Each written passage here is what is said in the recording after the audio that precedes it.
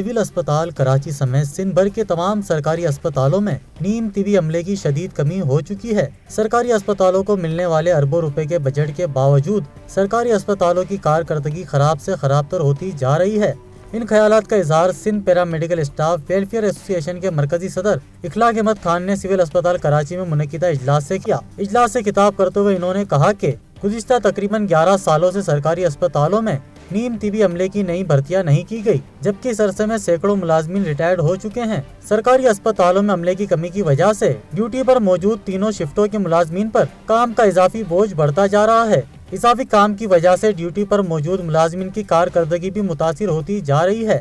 سالانہ اربوں روپے بجٹ کے باوجود نیم طبی عملے کی کمی اور نئی بھرتیاں نہ ہونے کی وجہ سے سرکاری اسپتالوں کی کارکردگی خراب سے خراب تر ہوتی جا رہی ہے۔ اجلاس سے صدر سول اسپتال Karachi Yousuf Khan, general secretary Javed Ansari, chairman advisory council Shahid Shafi, information secretary Hafiz Muhammad Irfan Qadri, senior member Saleem Jameel اور دیگر عہدیداروں نے بھی اظہار خیال کیا۔